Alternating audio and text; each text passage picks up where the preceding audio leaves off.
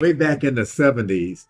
And at this day, I had just found the good Lord, and I must have been about 28 years old. But I was able, as I going into the ministry and everything, I shaved my mustache. I had no pride in that. And then I bought clippers. I was not willing to go back into the barber shop in those days and listen to what people had to talk about. I stayed out of there. So I bought some Sears clippers. And they had you could put on the lower level where you can cut your hair low on the side. And then on the top, you put it on and you could trim it on top without cutting much off. And I did that for a while. But one day, while not paying much attention, I was cutting my hair and a big went in my head. And I didn't know that the clippers had, the little separators had fallen off. And I looked in the mirror. I tried everything I could to shape it right, but it looked like something had happened to me. So I got the clippers and cut every drop of hair off my head just to make it even. And I said to myself, I was living in Marshall, Texas alone.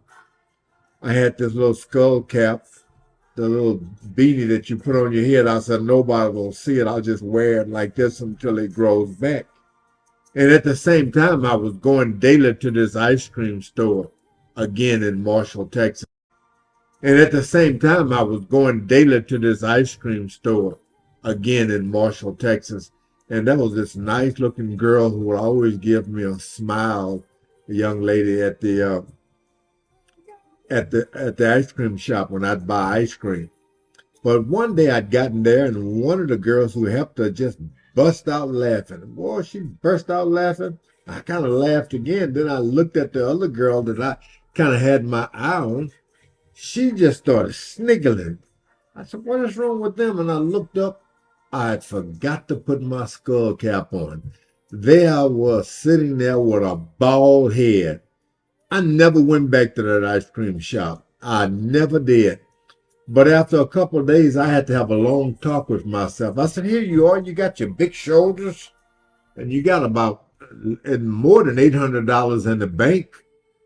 And you got a nice car, a Cadillac car, and you ashamed of yourself for something like that? And I never wore hair again. I never did. Not because I thought it was nice looking, but the idea, I looked around and fumbled around in the mirror, and I recaptured something that my mother loved about me, my face. She liked me. And I started to see myself and like myself again, too. That's why I never wore hair again. I fell in love with me. And I never was ashamed of it. And I never grew hair again. Strange thing, though. The last few years, I had this mind to get some dreadlocks. And I thought, maybe I'll buy a wig because the little birds start stealing more of my hair. And just a message to everyone, like yourself. Something goes wrong with you, always like yourself. If you like yourself, others will look at you and say, I like her as much too. I still like him. Thank you. This is George Foreman.